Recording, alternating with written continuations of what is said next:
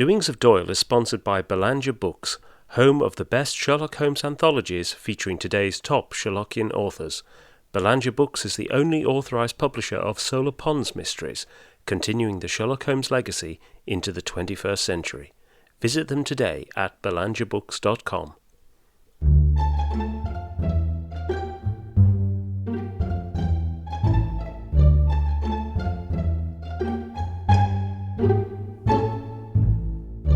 Welcome to Doings of Doyle, a podcast dedicated to the works of Sir Arthur Conan Doyle, the creator of Professor Challenger, Brigadier Gerard, and, of course, Sherlock Holmes. I'm Mark Jones. And I'm Paul Chapman, and together we'll be exploring Doyle's eclectic bibliography to understand more about the great man's life and work. We'll be discussing his fiction and non-fiction, the well-known and the obscure. And stopping by Baker Street along the way. You can find out more at doingsofdoyle.com or follow us at Doings of Doyle on Twitter. Hello and welcome to episode 23. We're off to a German university town for a comic tale that draws on Conan Doyle's school days and his early encounters with spiritualism. It's the Great Keinplatz Experiment from 1885. And here's Paul with a summary. Alexis von Baumgarten is a respected professor of chemistry, anatomy and physiology at the University of Keinplatz. But of late he has been developing some odd ideas and following strange interests, such as spiritualism and mesmerism. To silence his critics, von Baumgarten has arranged a great experiment, whereby, with the assistance of one of his students, Fritz von Hartmann, he will publicly and irrefutably demonstrate the ability of the human spirit to leave its host body temporarily and then tell of its experiences on the astral plane. However, although in some respects the experiment is a great success, there is an unanticipated complication, and the learned professor and light-hearted student unexpectedly see the world through another's eyes. Now, the story was one of many written by Conan Doyle when he was a struggling general practitioner in Southsea, and we can't be entirely sure when it was written, but we think it was most likely in 1884. We know Keinplatz was already doing the rounds of the publishers when Conan Doyle was finishing off The Fate of the Evangeline, which is a short story, including the famous maxim, "When you eliminate the impossible," a few years before it was used in the Sherlock Holmes stories. And we know Evangeline was submitted to Blackwood's magazine in December 1884, and indeed rejected 2 weeks later. So Keinplatz must be written before then. The story seems to have had a number of different titles. According to Andrew Lycett, it was originally known as either Professor Baumgarten or Alexis von Baumgarten's Experiment. And after the story was rejected by Cornhill magazine, Conan Doyle decided to retitle the story The Great Keinplatz Experiment. And we'll get on to why Conan Doyle wrote the story in 1884 and the choice of title in a bit. Eventually, Conan Doyle sent the story to Belgravia magazine, who accepted it, and it was first published in their edition for July 1885 and in the New York Times in the same month.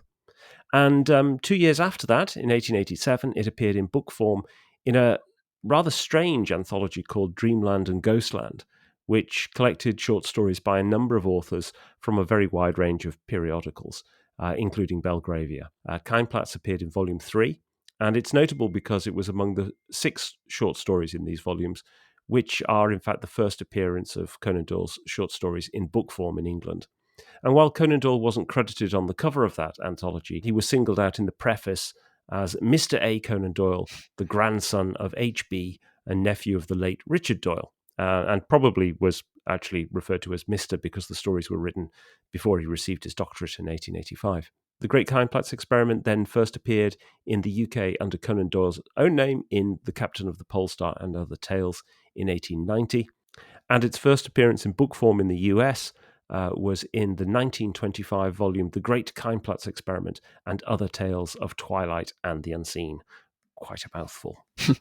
And there was a book that was written in 1882 that you've been looking at, Paul, and that very much looks like it could be a direct inspiration for The Great Keinplatz Experiment.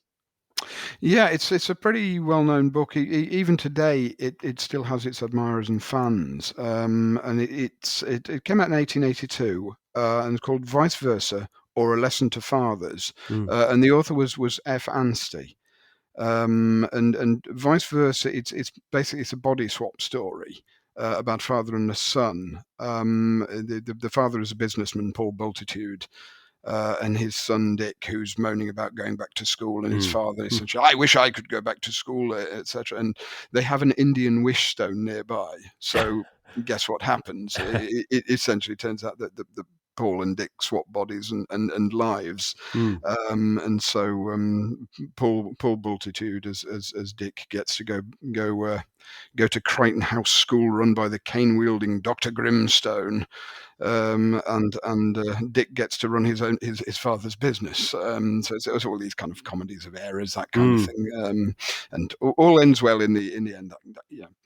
The usual way with these things. But it was a hugely popular book. It was turned into a play in 1883, which shows the popularity at the time. F. Anstey was actually Thomas Anstey Guthrie, whose pen name was going to be T. Anstey, but it became F. Anstey by a typesetter's error. No. And he stuck with it. His career in many ways mirrors Conan Doyle's in a strange way, because he was a trainee lawyer. I think he just qualified, but decided he wanted a career in literature rather than in one of the professions. And he actually submitted vice versa. The third publisher he tried was Smith Elder & Co., and their reader was James Payn, who was to be very important in Conan Doyle's career as well. And Payn was very impressed with this book. And he was also the editor of the Cornhill magazine, as well as being Smith Elder's chief reader. And he saw something in vice versa and offered Anstey £25 for the copyright at home and abroad, and an additional £25 in case there was a second edition. So again, we were kind of in similar territory for Doyle with Study in Scarlet, where he was given £25 for the copyright of Study in Scarlet. Anstey, like Doyle, accepted these terms, and he actually did well out of it in the end, because the book was such a runaway success. It founded his literary career. It's also interesting to think that Anstey was offered £25 plus the additional £25 for all the rights, essentially, for vice versa. At around the same time, Conan Doyle had submitted J. Habakkuk Jeffson's statement to the Cornhill, and he got 29 guineas for a short story. Wow. So that really puts into context how the Cornhill had actually valued J. Habakkuk Jeffson's and thought it's such a good story. But because Doyle had his story accepted by the Cornhill, he was invited along to the end of year dinner for the Cornhill, which was held at the Ship Tavern in Greenwich. And he actually met Anstey there. And in Memories and Adventures, he says, I sat next to Anstey that night, who had just made a most deserved hit with his vice versa, so that I came back walking on air. Not quite right, because we have a contemporary letter to his mother, where he's talking about this dinner, and he says to her his immediate neighbours were actually the artists Harry Furniss and William Haysman Overend. But in the same letter, he also notes a palsy young man with spectacles was the man who had just made a great hit with a novel called Vice Versa. So he'd taken notice of Anstey. And then in a later letter, the same month, again to his mother, he says that Anstey's tale, and presumably here he's talking about Vice Versa, begins to flag. So he's obviously thinking, oh, this is a good idea, but it's maybe not right for novel length. Yeah. And then, by the way, I last left him very drunk underneath the Adelphi arches. I think he will remember me. So he's obviously got quite pally with Anstey that evening. But it's very suggestive that he says about Anstey's novel begins to flag. Yeah. To me, this may be the seeds of the Great Keinplatz Experiment, and Doyle thinking, I could do this. I could do a version of this, and I can do it in a short story version where it won't flag, because it's gone through at a faster rate, and the jokes don't run thin. He actually submitted the Great Keinplatz Experiment to the Cornhill magazine, but James Payn rejected it. Yeah. Possibly James Payn was thinking, this is too like This is the vice same versa. thing. We printed the novel, we can't print the story. But as you said earlier, Mark, it then got published in the Belgravia. And it's interesting to see like the later friendship developing between Conan Doyle and Anstey Guthrie. Anstey did indeed remember ACD, and they did become friends. And later on, Anstey was writing the Brass Bottle, which was another great success of his, a kind of Arabian Nights fantasy type thing. He was writing that in 1889, and he actually submitted that to Greenhouse Smith at the Strand magazine. And Greenhouse Smith accepted it, but Anstey actually turned to ACD to ask him about terms. For the say, has Greenhouse Smith given me good terms and so on? Anstey says in his autobiography, A Long Retrospect, I contacted my friend Sir Arthur Conan Doyle, with whom I was spending a weekend and who I knew was the best and kindest of advisers. He suggested 10 guineas per 1,000 words, and I had no difficulty in obtaining a contract on those terms from Mr. Greenhouse Smith. So you can see it's interesting. That shows you two things. It does show you the friendship that had developed between Conan Doyle and Anstey Guthrie, and it also shows Conan Doyle's business head in action. Yeah. It's an interesting little anecdote. Yeah, it's great that, isn't it? Because and I think also it shows Conan Doyle's commitment to writing as a profession. He has that. He takes that business attitude to his writing, and he's now able to pass on that knowledge to his peers. Yeah, and it's interesting with Anstey himself being a full-time professional writer, that he actually still, whether it's because Conan Doyle was so embedded in the Strand, that's why he turned to Doyle about business terms. But nevertheless, Anstey is a professional writer himself, so it does show that Doyle probably had a name for having a good business head. Certainly in terms of selling literature, if not some of his other business enterprises, but definitely in terms of selling literature. Yes, absolutely. Mm. There's another interesting side to their friendship as well. They were involved in one literary collaboration, which is this kind of oddity, which is a novel called The Fate of Fenella, which was the, there seems to be a fashion for these in the late 19th century of novels which were written by a team of authors, and each one would write a chapter, and they'd just carry on where the other one left off.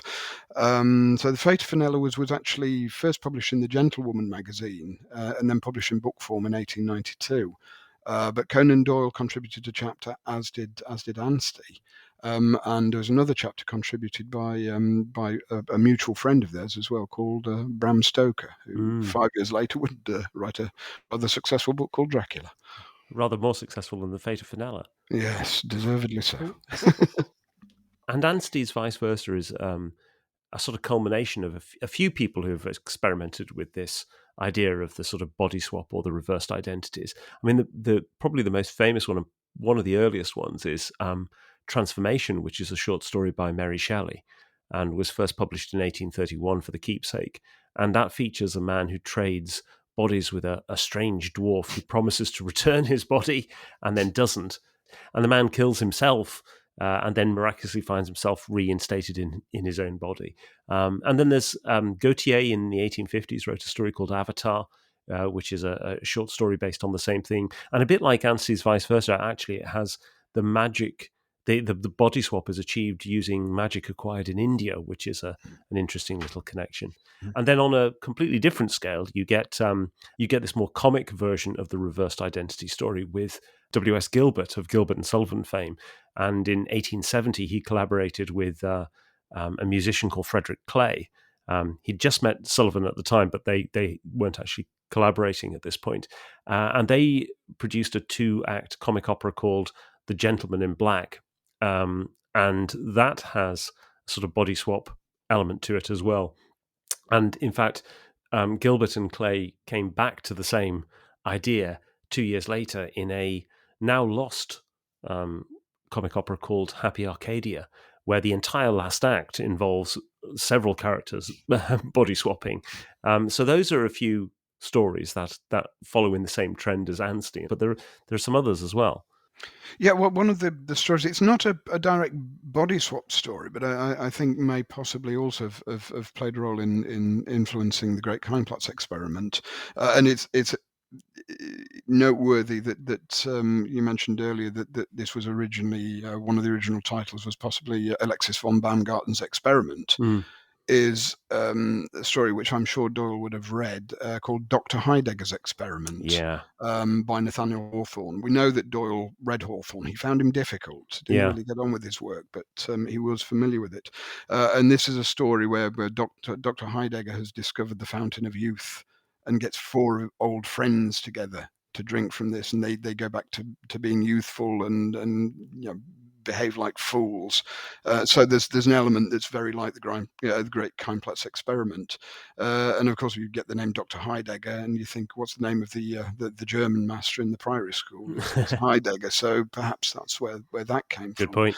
And another story which is again a bit more perhaps serious in its approach is Lydia by Edgar Allan Poe, where where a dead wife comes back to inhabit the body of a later wife, and it is this kind of possession and taking over another's body, but obviously far darker than Keinplatz. But that certainly is another story that Doyle would have been familiar with.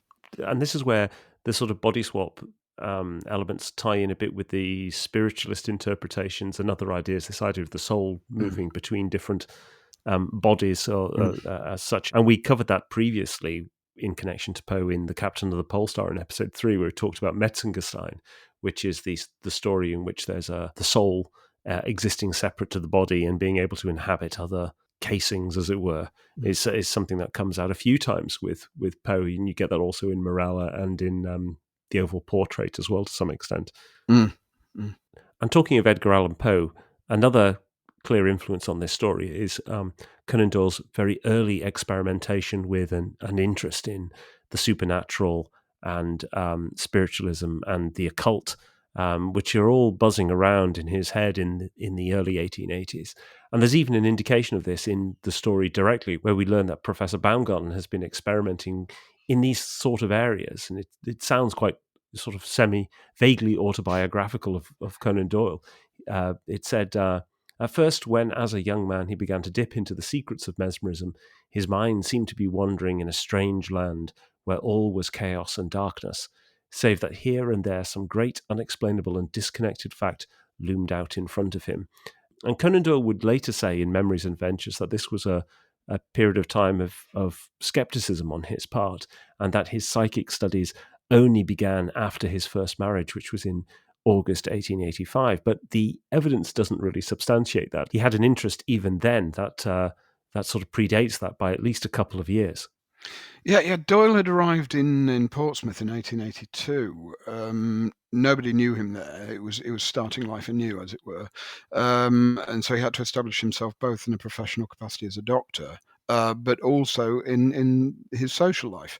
And one of the things he did regarding the latter was joining the Portsmouth Literary and Scientific Society, which was one of these social and intellectual groups where the guest lecturers would come in, topics would be discussed, all that sort of thing.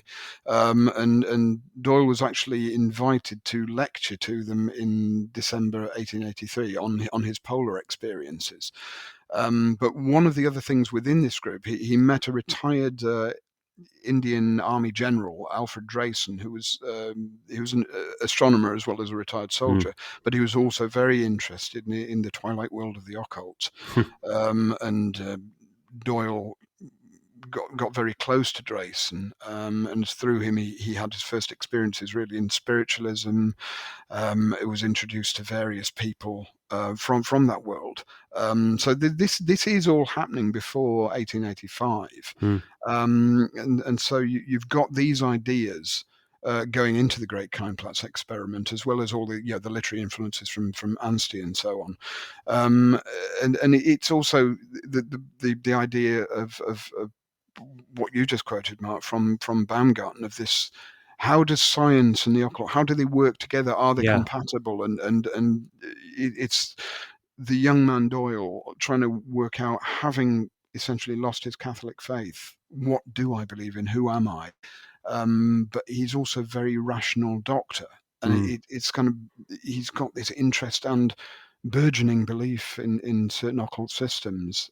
How do you put them together? And that comes out very, very much in the story. Yeah, there's a direct quote, in fact, isn't there, from Mm, Baumgarten, where he almost expresses this idea of a kind of unified field theory of mm, existence, mm. and he says, by experiments which extended over 20 years, he, Baumgarten, obtained a basis of facts upon which it was his ambition to build up a new exact science which should embrace mesmerism, spiritualism, and all cognate subjects. So it's entirely that idea of Yes. everything coming together into one as well. And there's another, I think we also get within this story um, some direct references to some explicitly spiritualist Mm, concepts as well. So particularly this idea of traveling clairvoyance, which is referenced. And that's the idea that your soul can leave your body and obtain information and return. And it dated right back to the late 18th century to the followers of Franz Mesmer. But one of the people believed to have this power of traveling clairvoyance was Emmanuel Swedenborg, who Conan Doyle, in his History of Spiritualism, cited as, quote, the father of our new knowledge of supernatural matters. And there is this throwaway reference to Swedenborg where it said, several great lights of the spiritualist body had also come a long distance to be present at Baumgarten's experiment, as had Swedenborgian minister, who considered that the proceedings might throw some light upon the doctrines of the Rosy Cross, which is, mm. again, confusing a whole set of other things as well. Yes, this is. I mean, the Rosicrucianism is it's a very dense field to try and penetrate. It's linked into Freemasonry, all sorts of abstruse ideas, and this kind of love, particularly amongst probably certain middle class men of grouping together in secret societies with knowledge which only they have. Yes. And there's very much this element coming into this. That there actually was a Freemason Swedenborgian rite, Mm. which I think originated in America in the 1850s, and that come over to Britain in the 1870s, but was never a great success. But I don't know whether Doyle had heard of this. Mm. And again, Freemasonry, of course, was something else he became interested in Portsmouth, and he joined the Phoenix Lodge there in January 1887. Mm. So he was also involved in that world. It's again this social connection, but also the sort of semi-occult aspects of Freemasonry, which will also have appealed to him. Yeah. I mean, it's interesting as well that you say about in the quote from Baumgarten the 20-year. Mm. It's taken him 20 years, and this you can actually see Doyle himself sitting down and thinking this is going to take me time to really understand all this stuff, and you can see progression as he joins various societies or groups and finds his way. So he later joins the Society for Psychical Research. He even wanders around the fringes of the world of ceremonial magic and the Hermetic Mm. Order of the Golden Dawn, which he didn't actually join, but he's he's on the fringes of it, and he's talking to people within that world. Um, and again, there's another literary element comes in here where we're talking about Swedenborgianism. Um, at this time, the mid 1880s, he's working on his first, what would become his first published novel, The Firm of Girdleston. Mm. One of the great influences on that is Sheridan Le Fanu's novel Uncle Silas. And Uncle Silas is very steeped in Yeah. Swedenborgianism as well. So, and it's very clear. So this is probably also entering into the mix. So I think all in all, we can be rather suspicious of what Conan Doyle says in Memories and Adventures. I think he probably was already quite interested in this topic. And one of the pieces of evidence of that is that, as you've been talking about there, Paul, this is part of Conan Doyle's evolution of his thinking, which is about trying to reconcile his scientific training with these areas of interest. And you even get another sense of that in another quote from the Great Keinplatz Experiment, where you see that Baumgarten is starting to unpick the training and the scientific orthodoxy in which he finds himself. There's a reference in there to Baumgarten freeing himself from the quote preconceived ideas and the prejudices of his early training. Gradually, however, as he proceeded farther and farther along the pathway of original research, his mind shook off its old fetters. So there's that whole idea that actually Baumgarten has to sort of unlearn what he has learned to be able to move forward in his own understanding of the world. But there's also a sense as well, which Conan Doyle certainly had, of the scientific world needs to open its eyes more, and the old idea of what is seen as fringe science, or not even science at all, will in time be proven and become part of the scientific canon. Yeah. So we've talked about the influence of Anstey. We've talked about the influence of spiritualism, but you can go even further back to a 16-year-old Conan Doyle finishing up his studies at Stonyhurst College and going to Felkirk in Austria.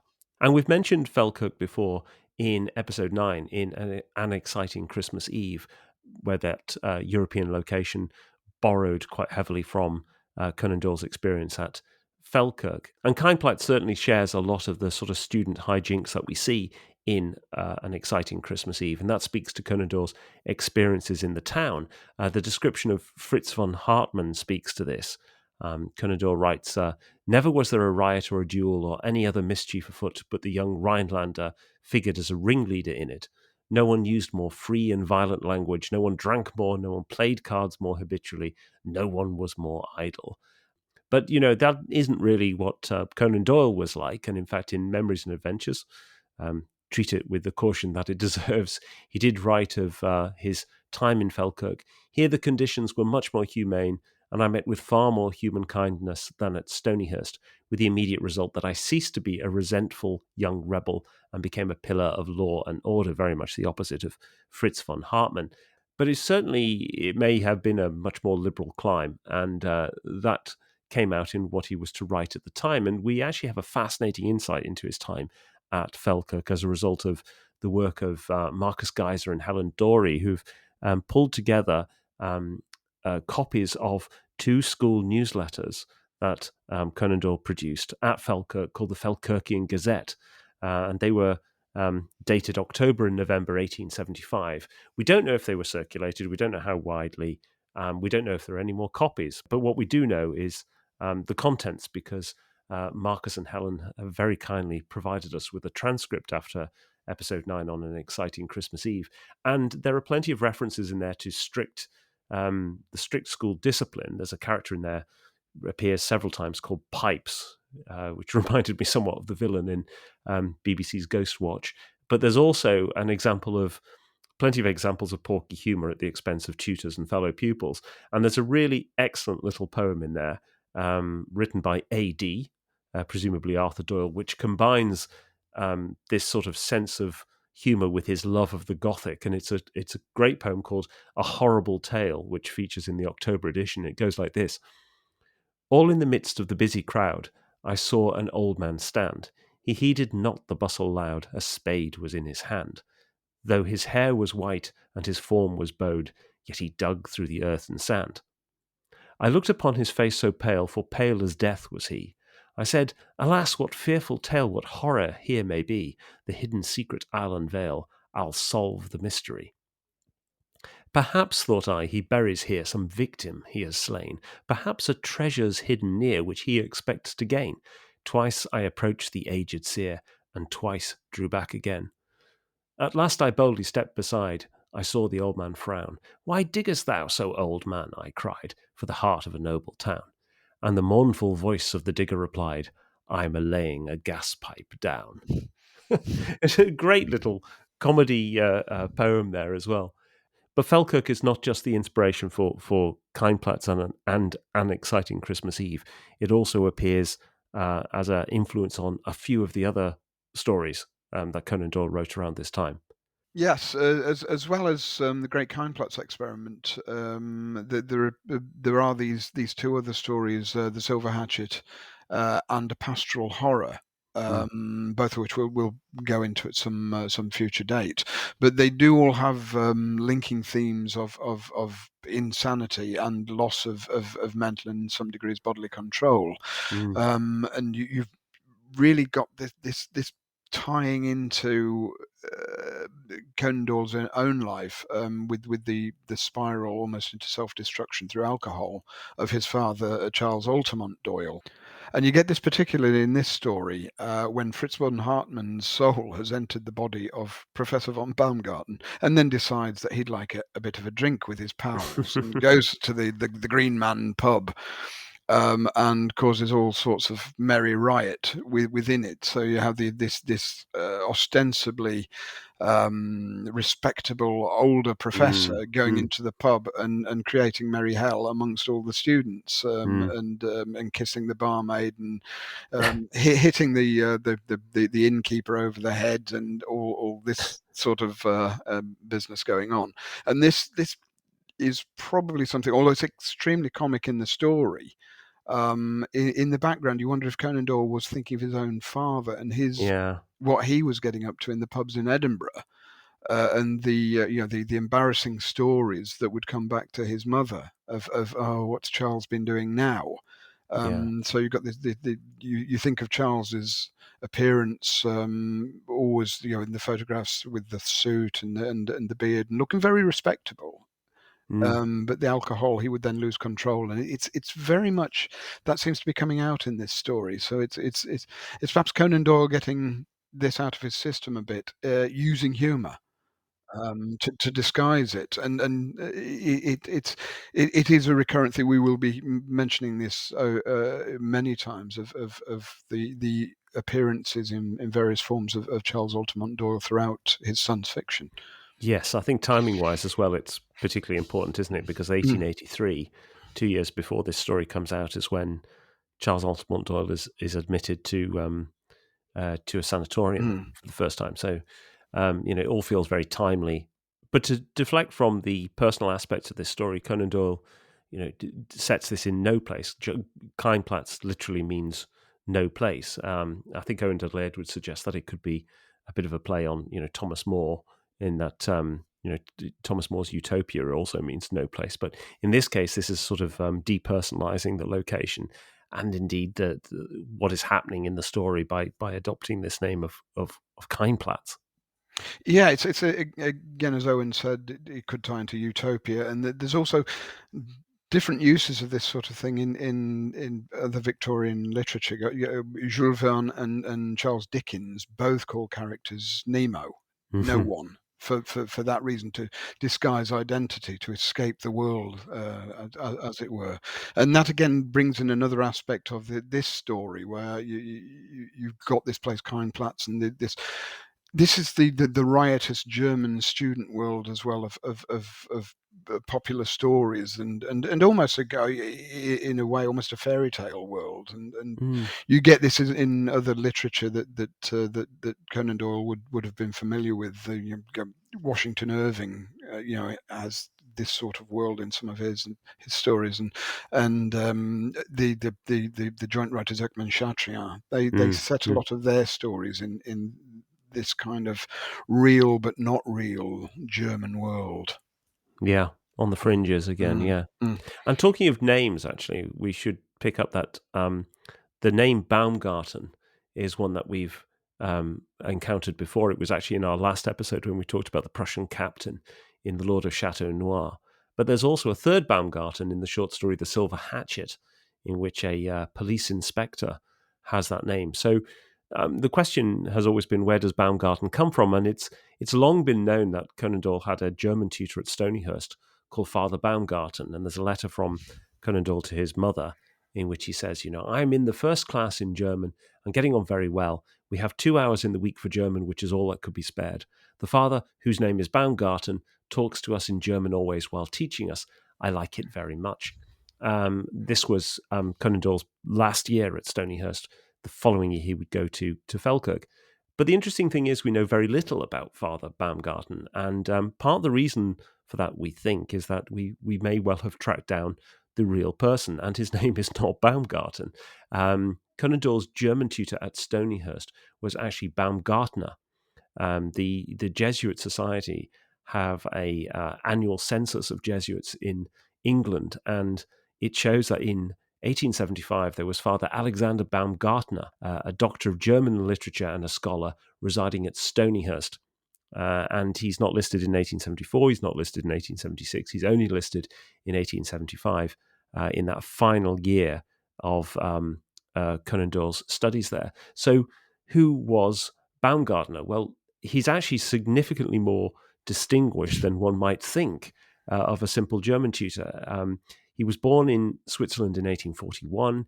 His father was Gallus Jakob Baumgartner, who was actually a chief magistrate of Sankt Gallen, one of the cantons. And Gallus had been a political liberal, but became a supporter of the Catholic Church Party, and with a sort of convert's zeal, he raised his son as a Jesuit. So Alexander Baumgartner studied in Switzerland before completing his education at Felkirk, and in fact he graduated with excellent results and joined the Jesuit order in 1860, and then became a member of staff at Felkirk in 1867. But Baumgartner was much more than a German tutor. He was also a poet and a historian, and he's still known to this day for his writings on the history of world literature. So he started a monumental 10-volume work on the subject in 1897, and he was actually nominated for the Nobel Prize for Literature 3 times, 1901 to 3. He didn't win, but and in fact he'd only completed the first 6 volumes before he died in 1910 in Luxembourg. And amazingly, we have a photograph of Alexander Baumgartner because he was featured in the Catholic Encyclopedia for 1913. And we'll put a photograph in the show notes.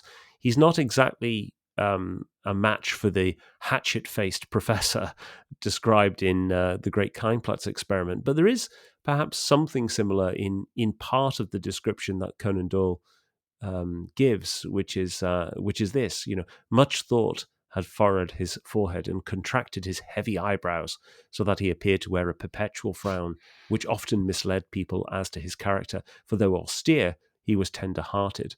So, what's the significance of Baumgartner as opposed to Baumgarten in Conan Doyle's story? Well, first of all, he's a direct connection between Stonyhurst and Falkirk, which we haven't really had before. I mean, of course, all the Jesuit colleges were closely connected, but here we have somebody who was actually a tutor at Falkirk, attending Stonyhurst, and could well have been that gateway between the two for Conan Doyle. Baumgartner has this love of poetry and of literature, and interestingly, genuinely of world literature. His history of world literature looks at texts from India and Southeast Asia. So you can imagine the kind of conversations that might have been had around the classroom.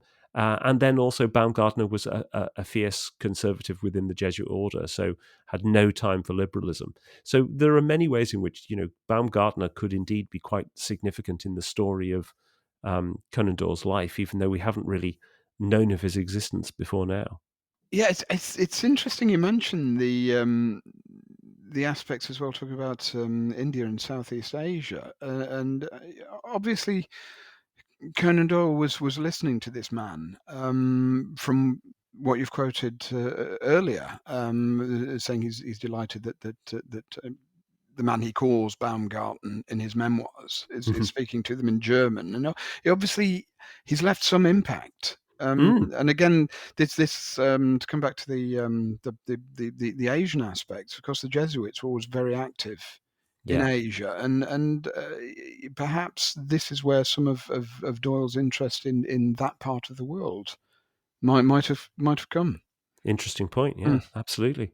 But the great irony of this podcast, I suppose, is that we're talking about this in deadly seriousness when this is a comedy short story. And one of the things I really enjoyed reading Keinplatz again was it is a really good example of the comic short story. And there are some actual laugh out loud moments in here for something that could be, perceived as being quite lightweight. There's almost a sort of Woodhouseian genius to it, particularly in the plotting. And Conan Doyle's really clever in how he actually sets up the story for success as a comedy. One of the things that he does is he creates high stakes for the two main characters. So Fritz has this inherent animosity towards Baumgarten, which means that he says, "I'll only take part in this experiment if you undertake to give me your daughter's hand in marriage." And Baumgarten has high stakes in that he's invited the finest scientific heads of Europe to come and see his experiment. And once the swap has been made, those things are both at risk. And I particularly like that moment that you referred to before, Paul, where Fritz in the body of the professor is drinking with his old student buddies. There's the great moment where Fritz says, as Baumgarten, he's about to get married. Married? Cried a student, bolder than the others. Is Madam dead, then? Madam who? Why, Madam von Baumgarten, of course. Ha ha, laughed the professor. I can see then that you know all about my former difficulties. No, she is not dead, but I have reason to believe that she will not oppose my marriage. That's very accommodating of her, remarked one of the company. In fact, said the professor, I hope that she will now be induced to aid me in getting a wife. She and I never took to each other very much, but now I hope all that may be ended, and when I marry she will come and stay with me. What a happy family, exclaimed some wag. But the great thing about that, apart from it being a funny moment, is the fact that it then sets up that there is an animosity between Fritz and Madame Baumgarten. So when you switch to the other side of the story, and you have Baumgarten in the body of Fritz returning home, he goes in his normal professorial style and starts demanding his dinner. Now don't stand there like a statue of Juno, but bustle about and get the dinner ready, for I'm well right starved.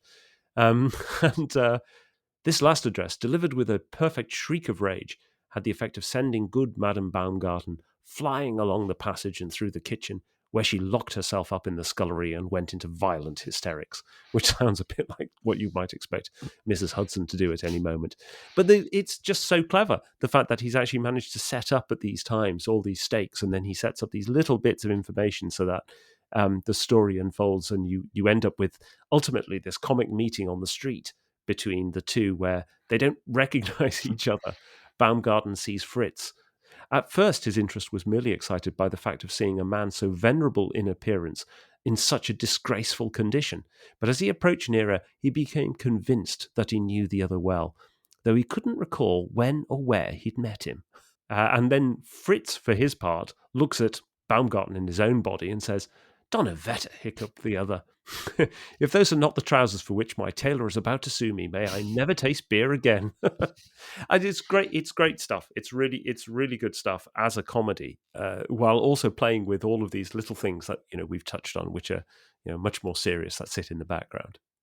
Yes, and it really does show when he turns his hand to comedy, Conan Doyle, he really does have a deft touch. But it is also almost like from the poem that you quoted from the Felkirkian Gazette. This mixture of darkness and light Yes. is very much going on there, and it's interesting to speculate with all the other background details that we have been talking about, and particularly this might be a way of facing the demons regarding his father, Mm. and his behaviour, and you compare this with another short story, A Sordid Affair, another Mm. one about his father and the sorry life that his mother and father lived because of the alcoholism, and that's where he takes pathos. Mm. And uses that extremely well, but he obviously takes these different approaches, and both work. And again, it's this thing which shows what a good writer Doyle is. Yeah, it really does. Yeah. So, what are your concluding thoughts on this story, then, Paul? Well, again, I'd not read it for a while, and went back to it, and it really did enjoy it, and enjoyed it at the level of its surface level of the comedy, and it, as you've pointed out, it does have genuine laugh out loud moments. Mm. But it is then also interesting for all the other the other details that are going on, and how this ties into Doyle's life and Doyle's work, and also how he's looking at the wider literary world, and again come back to vice versa, Mm. that he's seen this successful story of Anstey's, and almost said to himself, look, I can do this better, by turning it into a short story, and where he talks about vice versa flagging, it might also because it's a long drawn out joke, Mm. whereas this one, you've got the brief jokes, and it's done and over, and it's that real expertise of concision, Yes. which made Conan Doyle a master of the short story, really comes into this, and really it really lifts it above many of his contemporaries. Yeah, and I on that point of concision, I was pleasantly surprised reading it again at how visual it is. In fact, how televisual it is. This a lot of Conan Doyle's stories, I think, read almost like they are. You could very easily put them on screen, and this is one of those ones where I think it works. It works really well. Had he been born 100 years later, he'd have been writing for television, almost certainly. And I think that's probably part of his enduring appeal is that he's instantly accessible. I really enjoyed this story, and for one that I think is generally regarded as a bit of a lightweight, it's got so much more to it. And it's also the body swap idea, demonstrating the whole humour of this, and the visual side that you've just been talking about. It is interesting that the Vice Versa becomes a play in 1883, and this whole idea of the body swap, the visual side of it, it's still with us today, and it's still very, very popular. You got in the 70s, again based on a novel, Freaky Friday, Yeah, Disney film. yeah, Very popular, and in the I think 1980s, it got big with Tom Hanks, all playing on the same idea. yeah. But because their film's also able to use this visual aspect, which, as you say, Keinplatz Experiment would have translated into a visual format rather well. Yeah, yeah. So that brings us to the end of the podcast. And Paul, what are we doing next time? Next time it's going to be a rather different format for the show. We'll be talking to Ross Davies about the Conan Doyle Society and about the recent Conan Doyle Awards, which were presented at the Mysterious Bookshop in New York. Excellent. I'm looking forward to talking to Ross again. So that's it from us for this time. If you want to read the show notes, you can read them at doingsofdoyle.com. And if you'd like to support the podcast, then please consider being a patron. You can find us at Patreon, and the links will be in the show notes. And so until next time, it's goodbye from me. And goodbye from me. Goodbye.